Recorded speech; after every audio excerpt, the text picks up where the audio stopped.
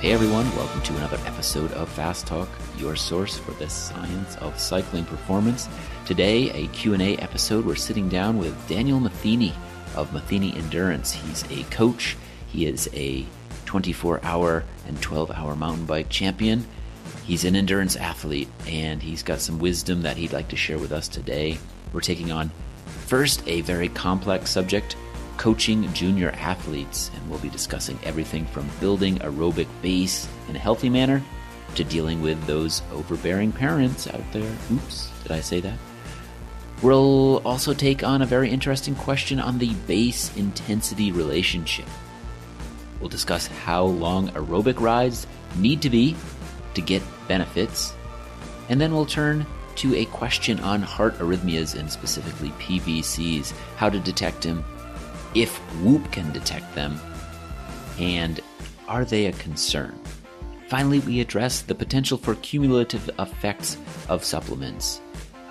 Can you have chocolate and beets together to make a super supplement, so to speak? All that and much more today on Fast Talk. Let's make you fast. Hey, Trevor. Hey, Chris. What's the most interesting topic on the Fast Talk forum right now? That's actually pretty tough to say. There's some really good conversations that I've been enjoying, and some that, frankly, I don't want to weigh into until I've gone and done some research. We got a pretty cool conversation on nasal breathing exercises. Does nasal breathing help long-term oxygen uptake? We did an episode on breathing and touched on that, but really didn't get a dive deep. So great to see that happening in the forum. Ryan and I did that 20-minute FTP test, and we're getting a whole bunch of questions about how to read that. And one that I really want to kind of dive into is this new one about being able to detect your aerobic threshold with heart rate variability. That's the one I need to dig into the research. Might even lead to an episode. Well, listeners, if you like what you hear, you can join the smartest forum in cycling for free. Starting this week, all members of Fast Talk Laboratories get access to our podcast forum. Sign up now at fasttalklabs.com. Daniel, welcome to Fast Talk. Thanks for having me on, guys. Tell us a little bit about your background. You are the owner of Matheny Endurance. You've had a 20-plus year career in coaching. What's been the focus of that time for you as a coach? Oh man, it's one of those things where I found my path in college and couldn't see myself doing anything else besides digging into the details of exercise science and nutrition and that kind of stuff. And I've just been passionate about it this whole time. So kind of made a transition from being a fitness junkie and managing YMCAs and their classes to health consulting on the wellness side of things for corporate. And then ended up, moving from the southeast of Nashville out to Colorado, and have been out here for about 15 years now, working with CTS and USA Cycling, the Olympic Training Center. Had some unique experience going overseas with national teams over in Africa, and even just some extent doing some coaching, long stint coaching with outrigger paddlers even. So just various ways to get involved and stay involved with that. And even just as probably the pushing force behind it was being an endurance athlete myself and wanting to understand it. It was a way in college to apply everything personally. So that's when I got my pro license in college and raced collegiately, and then have been doing that since then, and resulted in being a couple-time national champ on the mountain bike for 24-hour and marathon, and a couple runners up. So it's been on the docket to go back and get that as a master's athlete now. Nice. And it turns out that you and I have a little bit of a history in racing. Didn't realize it at the time when we invited you on the show, but it turns out that we rode together for countless hours out in the Kansas plains, in the wind, in the heat. I think it was 2013. The race formerly known as DK200, we were in a group, the leading group for 6-7 hours together. So oh yeah, that was fun. Fun in a sick way. I guess we're all kind of odd and fun until it wasn't. Yeah. Let's get into some questions, shall we? This first question we have pertains to coaching juniors, and I'm not sure how many juniors are out there listening, but I'm sure we have a lot of parents who want to help their kids participate in endurance sports. So hopefully this is a very helpful discussion. It's an interesting topic. It's a complex topic. It's, I guess you could say, even a controversial topic at times. So let me read this question now. And it is a long question, but it gives you the context here. My daughter is 17 years old and a first-year junior. She's raced competitively since age 9 and has had a fairly successful youth racing career. Her coach, which she began working with over a year ago, wants her to follow an 8-week base training where she keeps heart rate low, up to about 170 beats per minute max, and cadence very high. Interval targets are stipulated in heart rate and cadence. There is some variety in the workouts, including one with low cadence intervals, but heart rate is always capped. She's done 3 rides like this so far, and they are extremely low intensity. For example, her average power is around or slightly below 50% of FTP, with heart rate mostly in the 130 to 170 range, so that's about 60 to 80% of her max.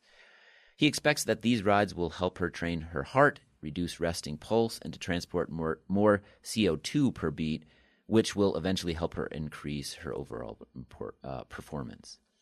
While I understand the concept and believe that endurance rides do have those effects, it throws me off that the rides are that low in terms of power, TSS, and so forth. And not that this metric matters, but just to further illustrate it, whereas she would normally do an easy endurance ride on a city loop with stop signs, etc., at 26 to 27 kilometers per hour, she's now moving 22 to 23 kilometers per hour. So, big question here. I'm wondering what your thoughts are on the approach. Will this have a negative impact on her in other areas? Is this not something that will naturally develop on its own as she gets older? So, big topic. Daniel, I know you've coached a lot of juniors in your time. What would be your initial thoughts here after reading or hearing this question? Yeah, I mean, that's a long question, but the background is necessary. So is it going to have a negative impact on her in other areas, being one part of the question, and is it going to naturally develop later on? So the negative impact, I would say no, because from the metabolic and physiological testing I've done, even if you go from your resting VO2 max, when everybody's just sitting around, up to that, what's considered zone 2 in the 5-zone model, or even zone 1 from the polarized stuff, you're getting most of the way up to the working levels that's necessary to cause the adaptive signal. So the thing is, if he's noticing or she's noticing that the speeds are low, the power output, and even some of the TSS numbers that she's noting, it may be that it's actually more a necessity than what they even identify. Because coaching juniors, they're typically, I relate them to bottle rockets because they light the fuse and typically go out of the gate pretty hot, and then they fade off. And so they typically resort to their utilizing their anaerobic capacity and their relatively youth VO2 maxes, and then they fade off. And so if the juniors are seeing these low TSS points and intensity factors for these heart rate and cadence prescribed rides, it usually means that there may be a deficit there, because typically with improved aerobic conditioning at that basal level, you can still start seeing a better and better output and speed for even a zone 2 or a low intensity ride. And so that may be a necessity for her to be working on because of that. And so I'd say there's not really a negative impact on other areas, especially considering the current state of affairs with an unknown race season, possibly like we had last year. I would say it's better to develop that resiliency and durability as an endurance athlete, and then be able to turn up the specificity when necessary versus burning the fuse and going a little bit deep early on when it's not really necessary. So that's the first part of it. Yeah. Before you jump into the second part, let's get thoughts from Ryan and Trevor here. Ryan, do you have some thoughts? Bottle rocket is a perfect, way to describe juniors. They tend to ride hard if they don't have some kind of control that they're exerting, or they have some kind of guideline. The description in here really does sound like a well thought out approach for, I don't know how long this phase is, but it sounds like, this coach is slowing the junior down, teaching them that consistency, and really starting to learn some of the basics of training. Can you overdo it? Sure. I mean, you can do this for so long that then you start to feel slow. Trevor, I know you have some thoughts. Well, I do, particularly because I know this athlete. I actually worked a little bit with her, so we'll let this remain anonymous. But certainly when I was working with her, what I saw was exactly what we're talking about, which was she was all intensity all the time and was missing that base aerobic endurance, that sustainability, the repeatability. That part of her engine just really wasn't there. It was interesting because her father was saying, well, her intensity factor is around 0.6 to 0.65 with this new protocol. Talked about, well, she used to ride at 26, 27 kilometers an hour. Now she's riding at 22, 23. And says on a city loop, this is in Toronto. I can tell you to average 27 kilometers an hour in Toronto, you're going hard. It's just all acceleration out of all the stop signs or stop lights. And then, yeah. When I'm doing an easy ride in Toronto, what I would call my base aerobic ride, I'm averaging 22 kilometers an hour. And this is a 17-year-old junior. She should not be going faster than me. So my feedback to him was, I fully agree with what your coach is trying to do. She needs to slow down. She needs to do this work. My only feedback is I think his prescription's too hard. I was thinking the same thing because when I saw up to 80%, that is actually of max heart rate. That is really high. And that doesn't fall into that zone 1 as based on percentages of kind of the polarized model. Like that's well above. We could go in a lot of different directions with a discussion about how to properly coach juniors. A couple questions come to my mind.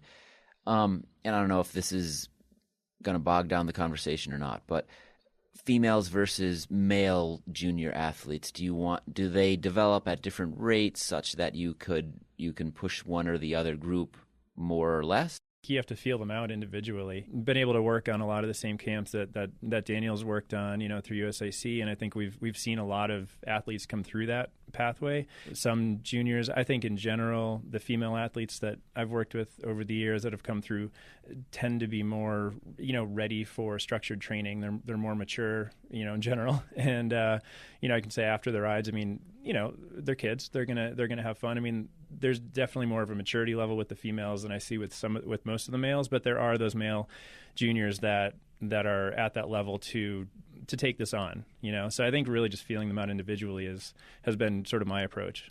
Generally, girls go through puberty before boys. There is research and evidence showing that building that aerobic engine, building your endurance really doesn't matter until after you go through puberty because it's just not something you have as a child. So doing big aerobic rides beforehand doesn't really matter. Once they've gone through puberty, then you can start working that engine. My one bit of feedback on juniors is it is somewhat easy to get a junior athlete to a very competitive level. And there are coaches out there who take advantage of this, particularly on the track. So they love to work with junior athletes on the track, get them very competitive very quickly because you just do a ton of high intensity work and then they're really strong. My experience is those athletes tend to burn out. And if you're looking at a longer career, if they want to do this as an adult, that's not always the best approach. And worse, you see those athletes, as soon as they enter the U23 ranks and go and start racing more seasoned adults who have been training right, they get destroyed and it can be very hard on them. So I personally, when I work with juniors, don't take that easy approach to get quick results with them and really say this is the time to build that engine, to build the aerobic side. So you probably get beat by those juniors who are taking the easy approach as a junior, but you're going to be far more prepared when you get into the actual U23 and then the elite ranks to be able to handle the race and to be competitive. I think Ryan and you're both spot on. Like it's one of those things where there's a quick progression at first, almost like the low hanging fruit, and they've got such enthusiasm and they recover so quickly with age that the gains are made relatively quickly. And if, in those years of borderline kind of puberty and stuff like that, they're still up and coming. And then once they can make those, get those adaptive signals from the aerobic work, then they can start benefiting. But a lot of times they just want to go fast. And if they skip that phase, like in this example, then there's the way I understand the metabolism, that if you're not aerobically fit, then the high intensity work won't cycle back through the energy systems to process the lactate as it's being produced as a fuel source and those kinds of things. So the rate limiting factor is their aerobic functioning, not necessarily their high end functioning. So if they skip that, then they're going to miss one of the phases of recovering. And so I've seen that as well, like basically people that get really fast, but then they haven't done the correct fundamental work. And then they just kind of like feel like they're beating their head against a wall. One other thing that I just want to mention, there was a part of this email that Chris cut out, but I think it's relevant to what we're talking about. The initial reason this email was sent is because this athlete, she's 17, and she's starting to have back problems. And that's what happens. This is a bit of an extreme case of an athlete who is doing a ton of high intensity all the time, hasn't built her stamina, hasn't built her endurance. She isn't doing much off the bike work. And you're seeing her at 17 starting to have issues that you would normally see in a master's athlete. And that's a sign of there being an imbalance here and the dangers of just the all intensity all the time. I wanted to simplify this to kind of open the door for more general discussion, and I want to open a can of worms maybe. I think it's actually important. I was part of a bone density study personally as a mountain biker that I referred athletes to it.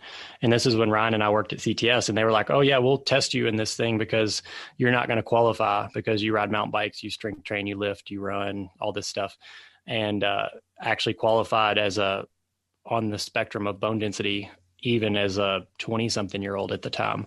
And I think that's important because going back to Ryan's point and Trevor's point is the kind of development of a general youth athlete that has a bandwidth of capabilities as an athlete, but not as a specific cyclist. So this person being 17, they're on the verge where, yes, they need to start specifying, but I would question what she's done before this to prepare herself as a general athlete, because if you specialize too early, then you actually don't have all the other planes of movement and just general sport fitness.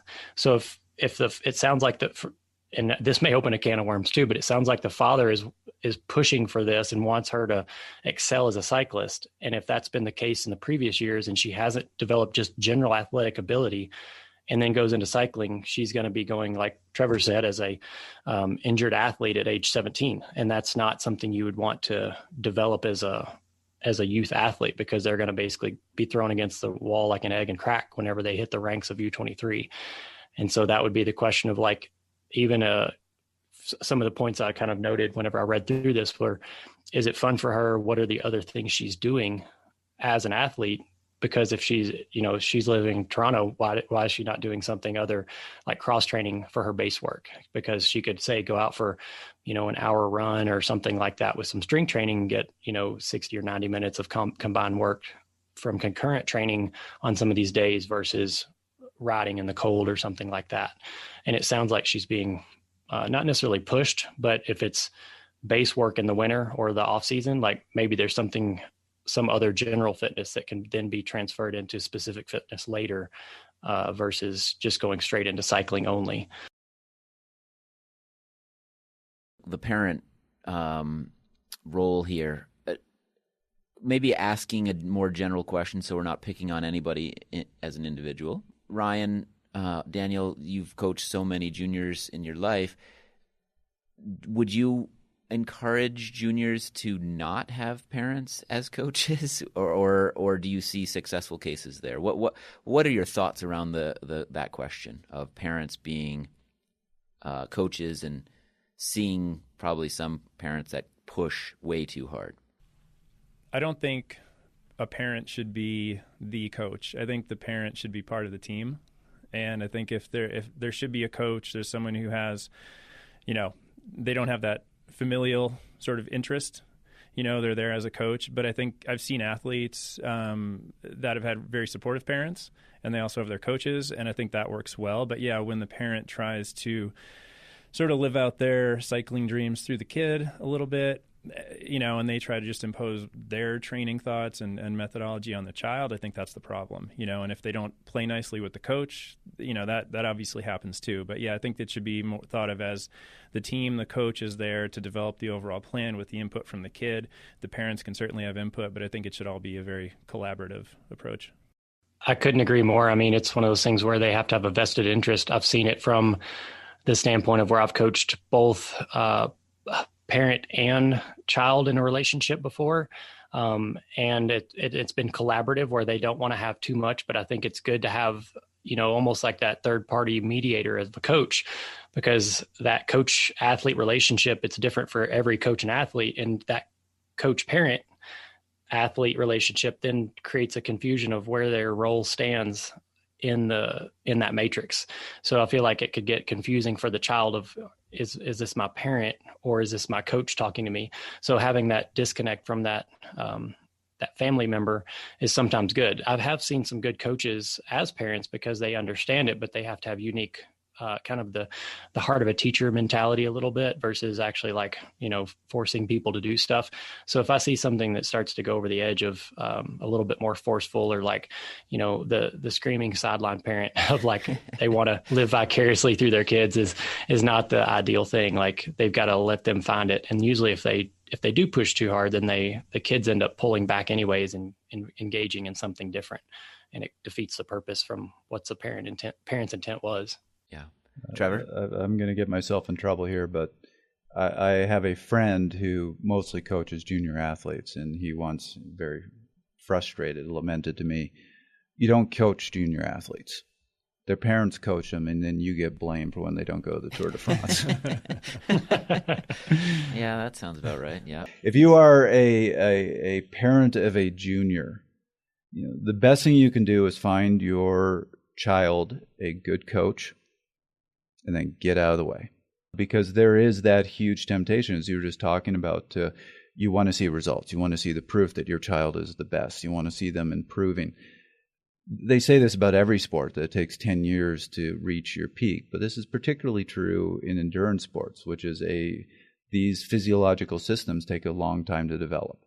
And if you're trying to force a 14 or 15-year-old to be the best within a year, you're going to go down this very dangerous, high intensity all the time, drive the kid route, which actually isn't going to develop them well in the long run.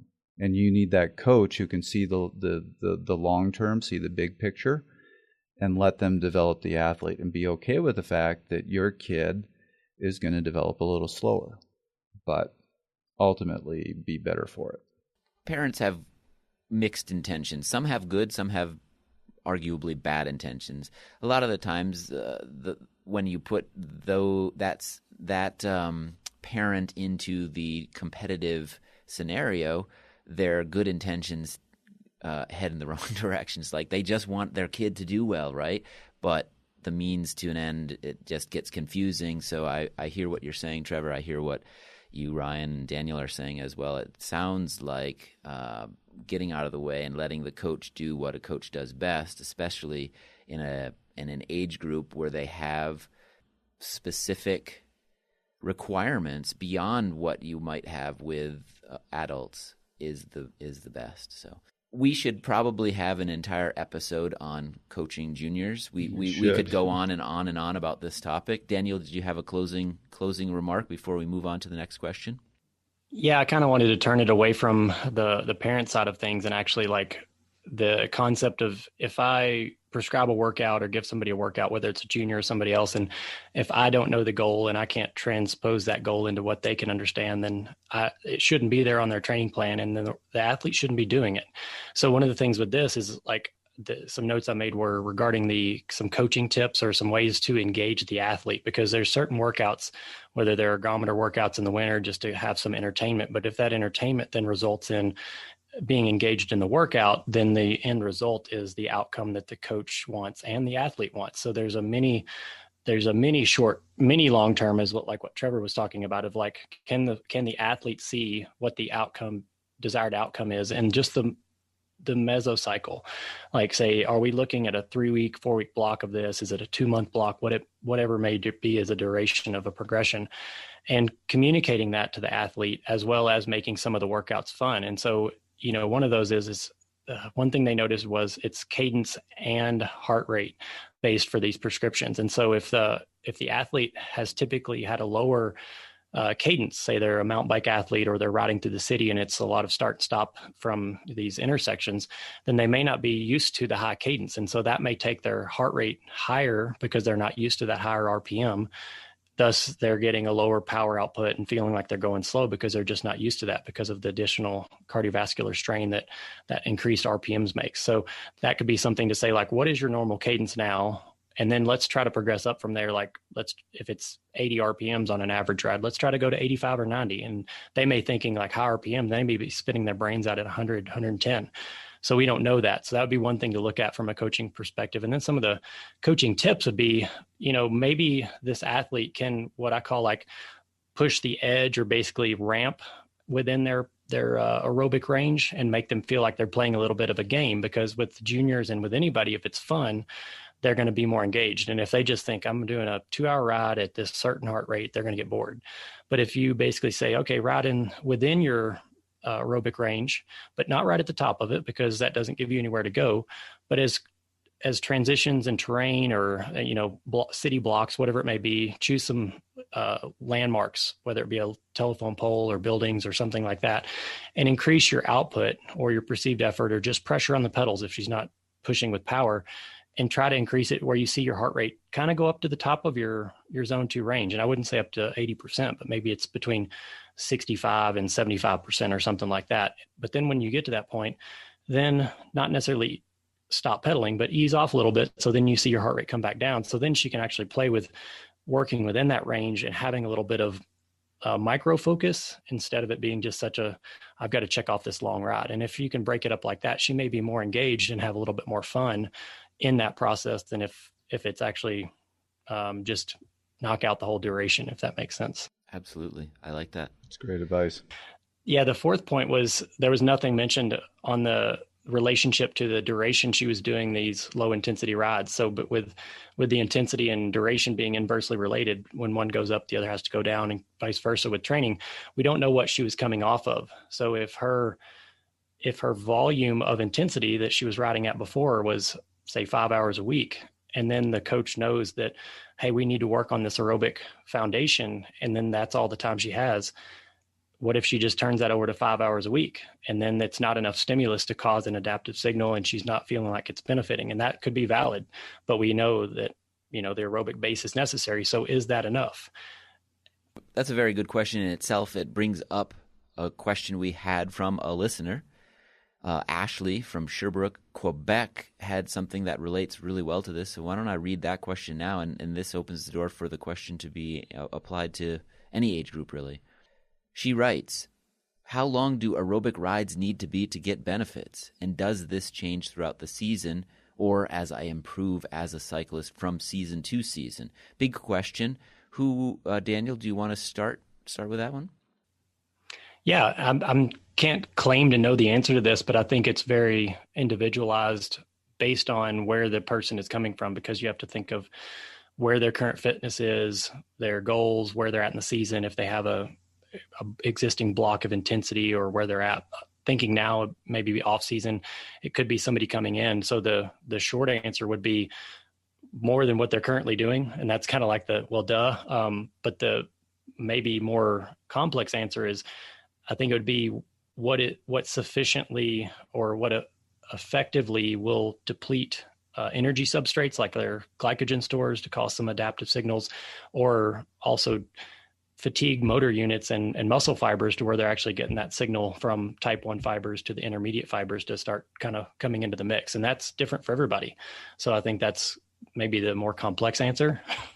I fully agree. This is a highly individual thing. You have to look at what they have been doing and, as you said, obviously increase it, but you have to be careful about how much you increase. So if the longest ride somebody's ever done is 2 hours, you don't say, go out and do a 6-hour ride. Sure. It'll kill them. Also, that's going to vary from, as the question asked, from season to season and throughout the season. So For example, in season, 6-hour ride for me, that's just fun.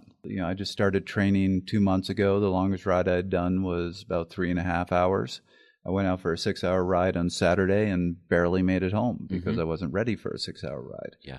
Within a month or two, it'd be no problem. So you have to kind of gauge where you are at, what you've been doing, and increase a little bit, but not in giant jumps. The best indicator, we've talked about this a ton, but the best indicator that I have seen personally is looking for that cardiac drift.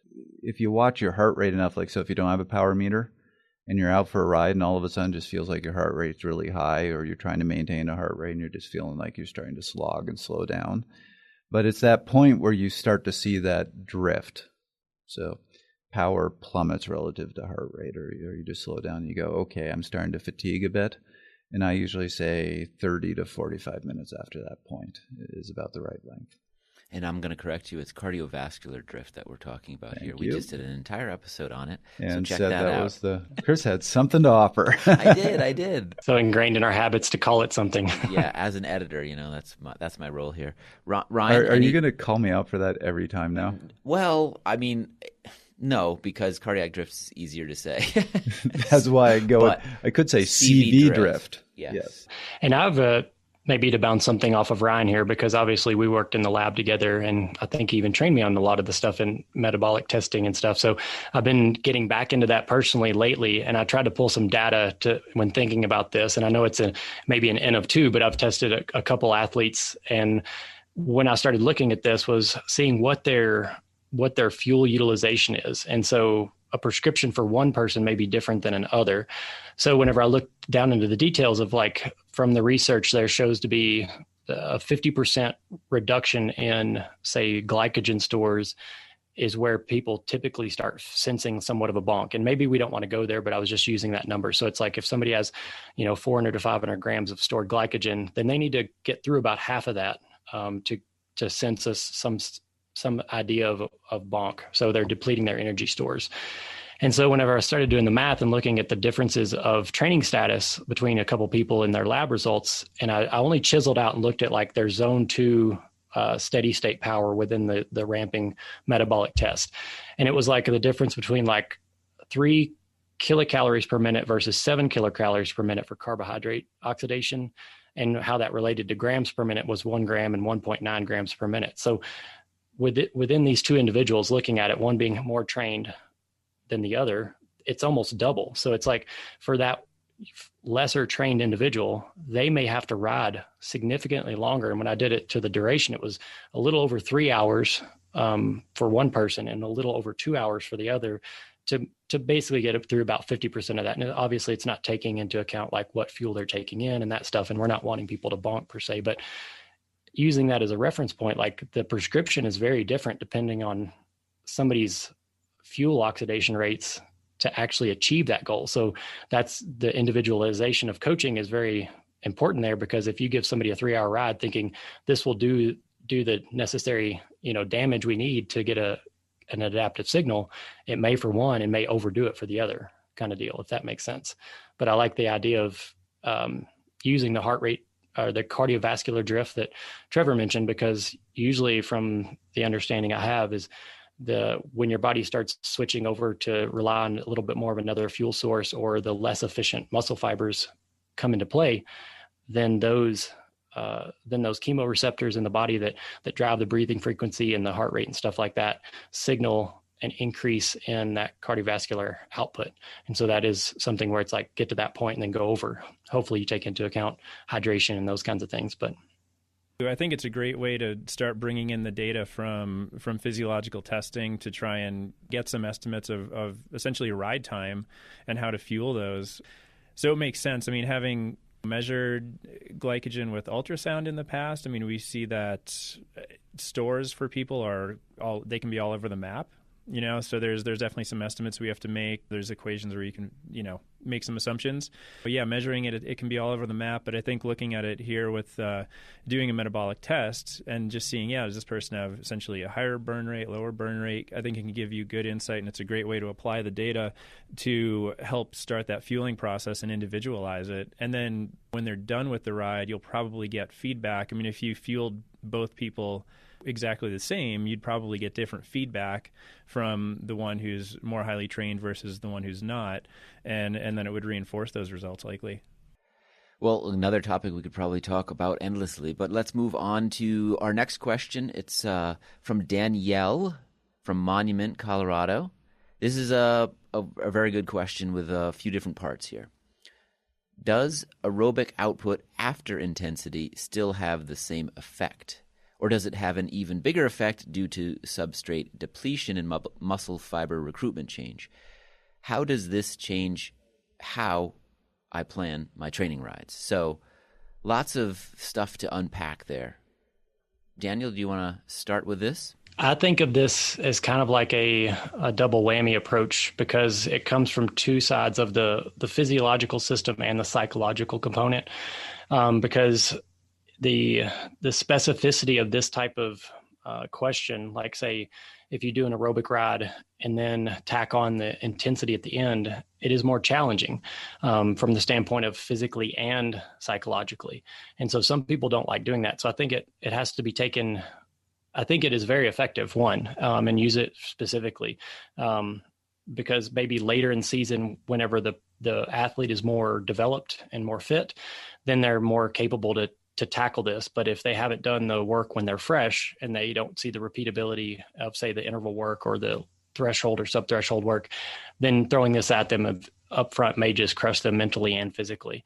But the way I see it is, if you start out with the aerobic and ramp into it, it kind of goes into the literature of the fast start versus slow start. If you go out of the gate and prime what I consider priming your systems a little bit with a really hard effort, then the research has shown to basically utilize glycogen and your stored sugars a little bit more during that outing in that session than if you would ramp into the effort. So there's no reason to go full gas from the gun and basically prime it unless you're just trying to be time crunched.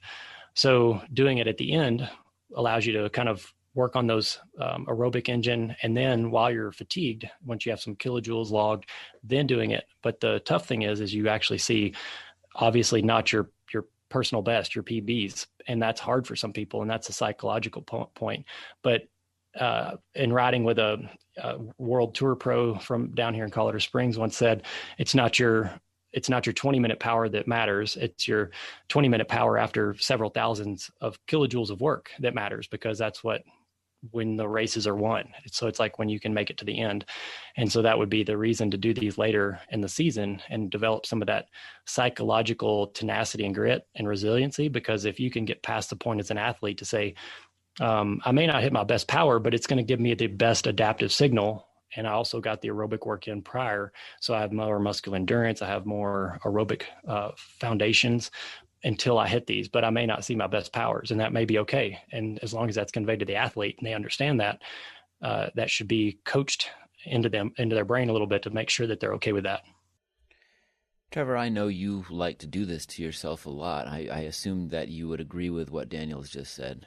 Not every ride, but certainly, at the end of a long training block, you would do certain things leading up to the big ride at the end, and that big ride would start off at a certain amount of, or you'd base it off of certain power or heart rate or whatever, but at the end, you'd basically just drill yourself into the ground and add the intensity as much as possible at the end. Do I have that right? Is that applicable to this conversation, or is that a totally different thing?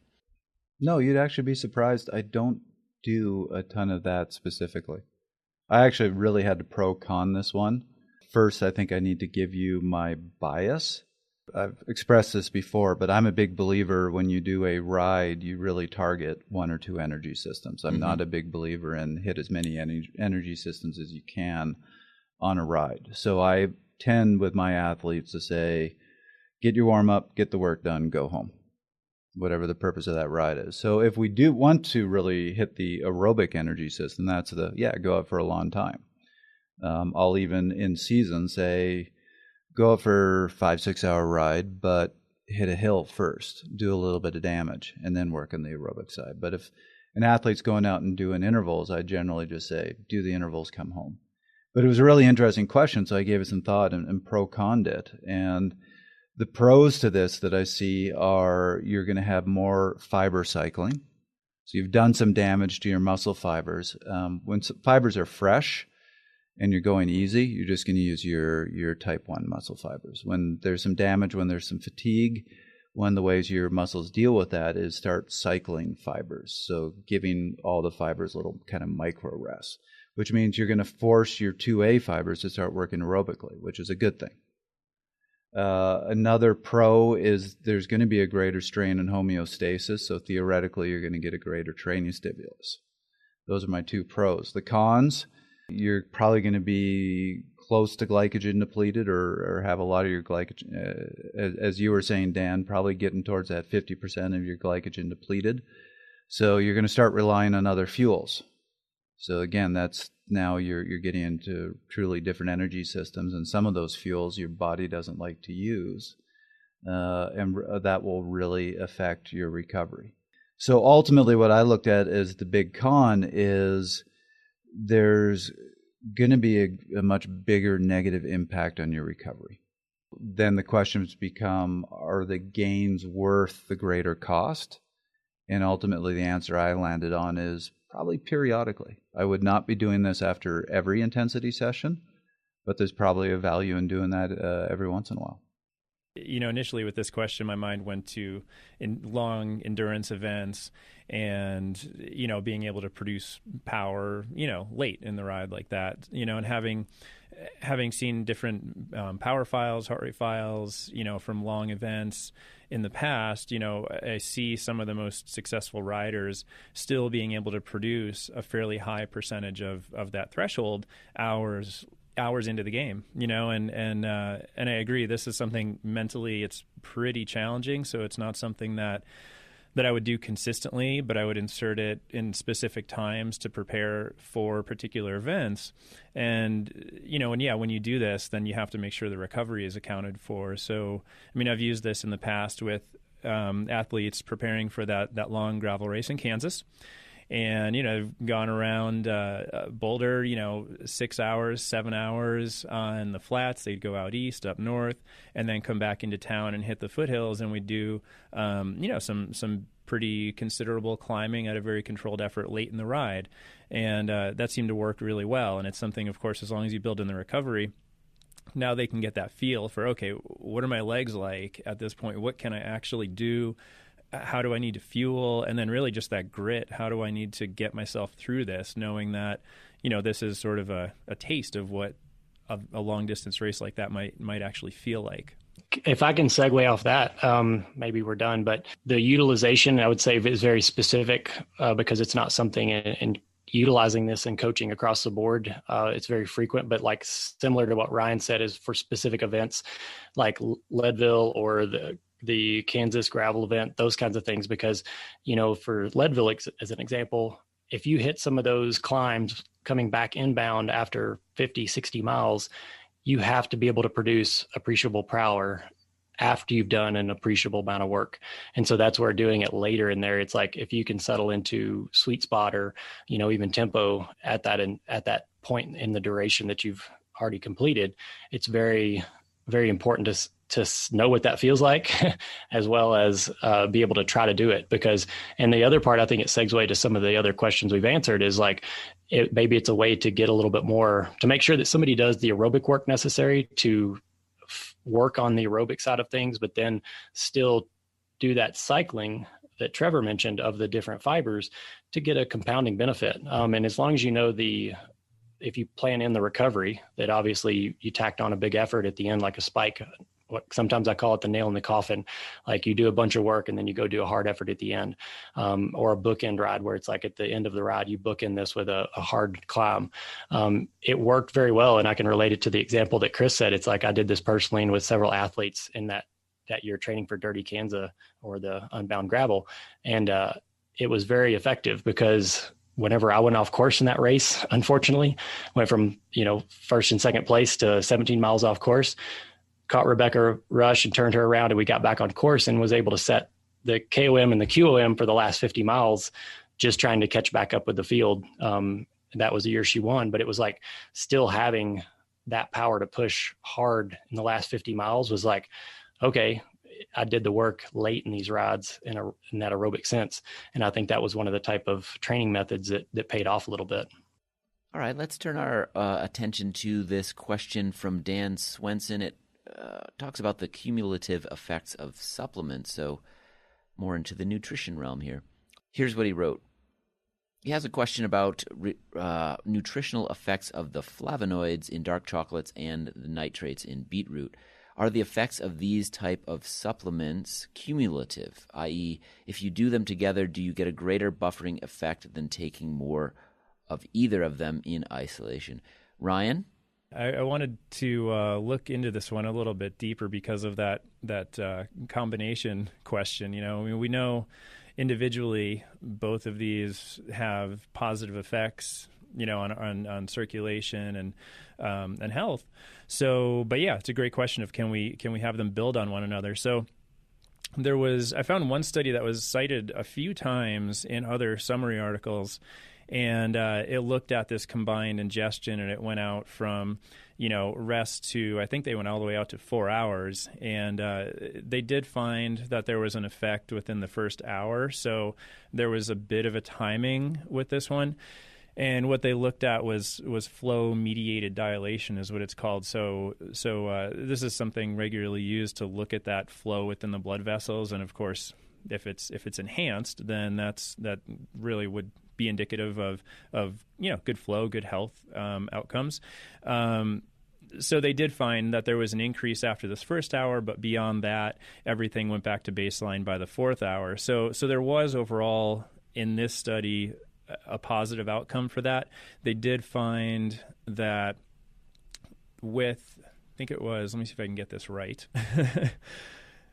So when the cocoa flavonols were ingested after, they did find that there was a change in the NO production, that nitric oxide production, because they also measured nitric oxide production a few different ways, and they found that there was actually a little bit less produced, and we may have actually expelled more with this dual consumption here. So I think it's still, in the end, this study showed in one measurement of this flow-mediated dilation, there was an enhancement, but there was also a change in sort of the metabolism of this. And then, you know, some other studies that looked at this, I couldn't find a ton, maybe 3 or 4 in total, but they were still sort of like, the jury is out. We need to better understand the mechanism of it and to see if this actually works. So maybe.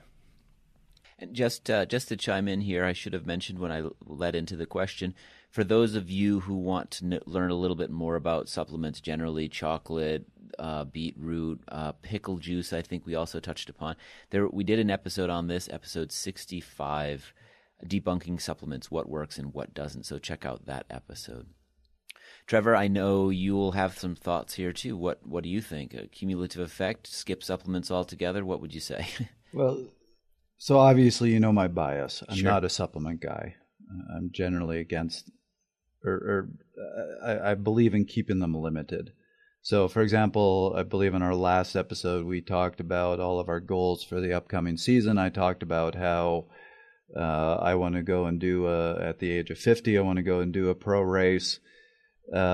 We've read the research on beetroots and chocolate and how they help performance, and knowing the help performance, knowing my goal, I still would rather sit on my couch and pick the belly button lint out of my belly button than bother to go buy some beetroot juice. You're going to eat chocolate and you know it, but that's just... But that has nothing to do with these studies. I know. So, as long as it's an 8-pound bar of chocolate in one day, right? Yes. Right. That is going to be one of my goals for this season. Go big or go home. Yes. I tried to do some research on this. I actually looked up on PubMed anything that had both beetroot and chocolate, came up with 6 studies. There is one, beetroot improves oxidative stability and functional properties of processed foods. singular and combined with effects with chocolate. So basically, if you want to improve your shelf life, then yes, both of the combination of the two is better. So you can sit on the shelf at the grocery store and still be fresh and tasty. That's really the only study I found of the combination of the two. Found a couple things, one talking about the effects of nitrates, and I'll just read what they have in one part of this review. For example, while it is known that supplementation with approximately 5 to 9 millimoles of nitrates per day for 1 to 15 days can elicit favorable effects on the physiological responses to exercise, the dose-response relationship is yet to be established. It should be emphasized that 5 to 9 millimoles nitrate can easily be consumed within the normal diet. And there's presently no evidence that additional nitrate intake produces greater benefits. So again, where I'm going to head with this is avoid that more is better, which is kind of what I'm hearing in this question of, this is beneficial, that's beneficial. Let's add a ton of both, and I'm just going to absolutely be killing it. Another review that I found called Impact of Dietary Antioxidants on Sports Performance, a review, says the effects of addition of polyphenols and other components to beetroot juice was trivial but unclear. Other food-derived polyphenols indicate a range of performance outcomes from a large improvement to moderate impairment. Talks about some of them specifics and then says, however, chronic intake of most antioxidants have a harmful effect on performance. So this is no real evidence that combining them or more is better. Some evidence that, yes, it helps in moderate quantities. Also some evidence that it can be, in the long run, detrimental. Yeah, and one thing I can add to this this study that I found is, they actually didn't use supplements in this one. They used apples and spinach to get those two sources.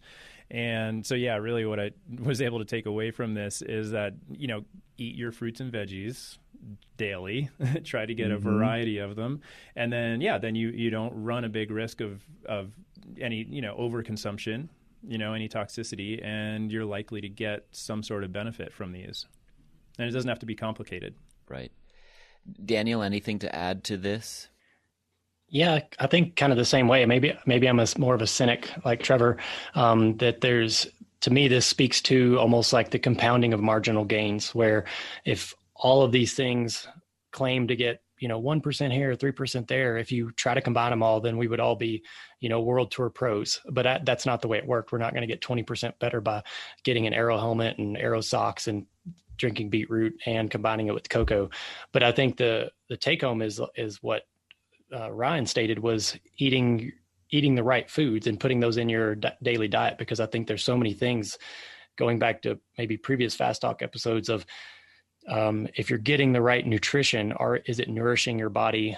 Is it just a fancy sports nutrition that's marketed to make money, or is it something that's giving you a real benefit? And part of that is if you're putting that undue stress by trying to figure out the right dosage, the timing, how to eat it before, combine it with things, or eat it after to get the right effects, that to me is just more cumulative stress on your system, and something as an athlete is wasted bandwidth that it should be focused on the fundamentals. And so if it's not well documented by now, not to say it couldn't be, I'll always look to progress and find different ways, but I'm not looking for necessarily quick hacks, but more focus on the fundamentals. And so that's get the right foods, because it could be arugula, spinach, those kinds of things to get more nutrients versus an isolated supplement that also have their coenzymes and things that go along with that, the fibers, all that stuff. So I'm not a huge fan of overly supplementation, even though I have taken beetroot supplement and stuff like that, but I'd much rather just shave one on a salad and get it as a combination of real food. Yeah. Just call me cynical.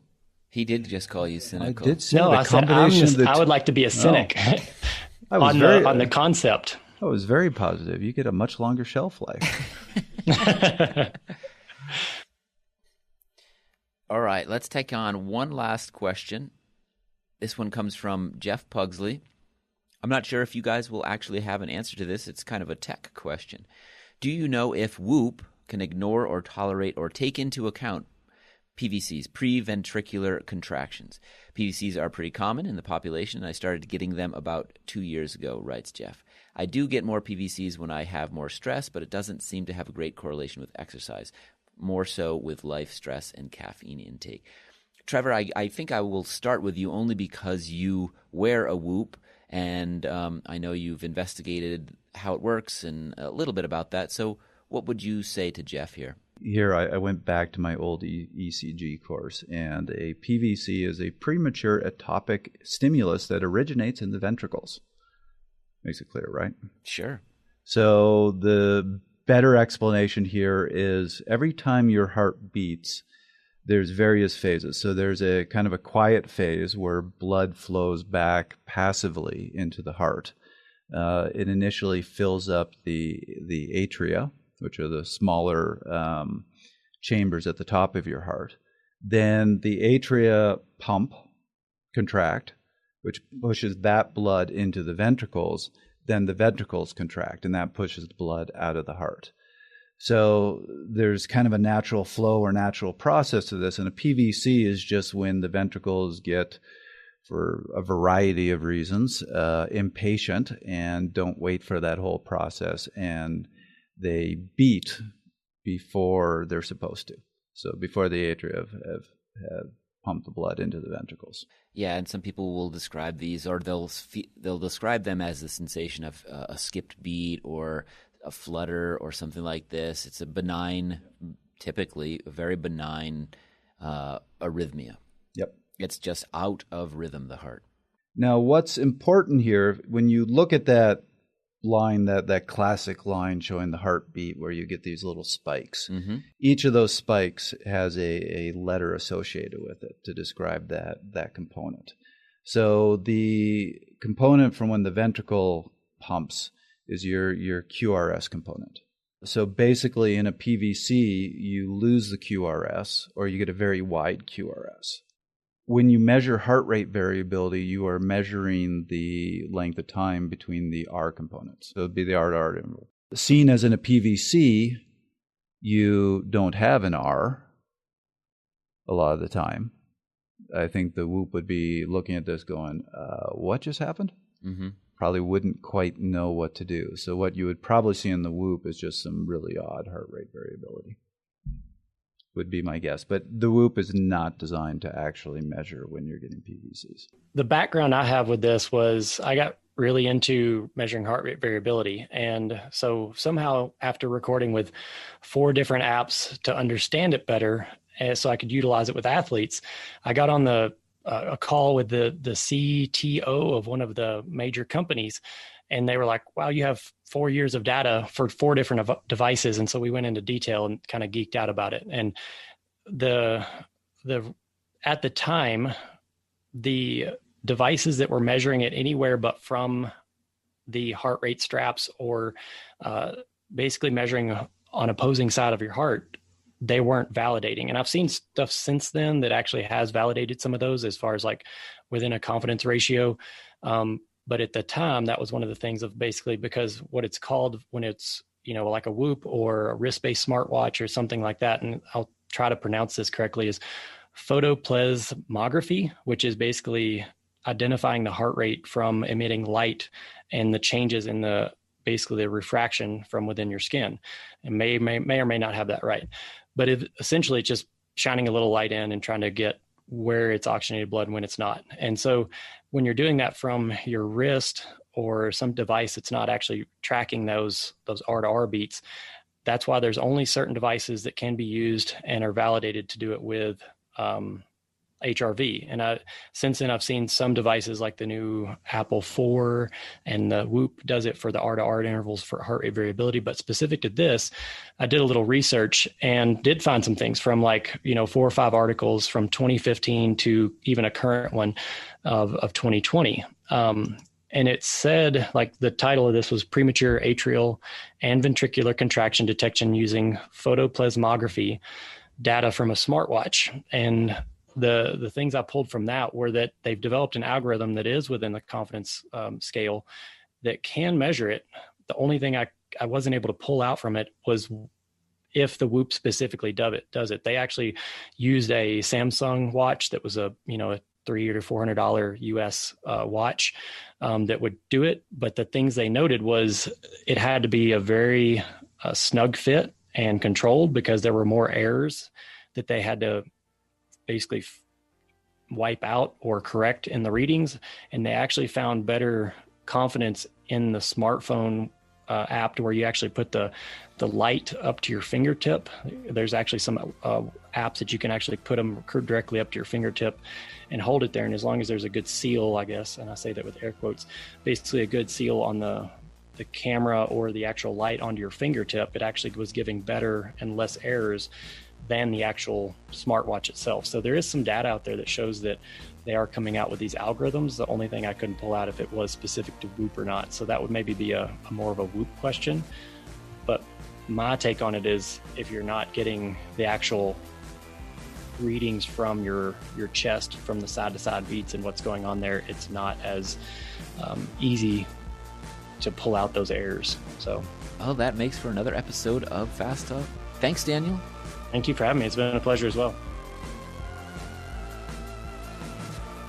That was another episode of Fast Talk. Subscribe to Fast Talk wherever you prefer to find your favorite podcasts, and be sure to leave us a rating and a review.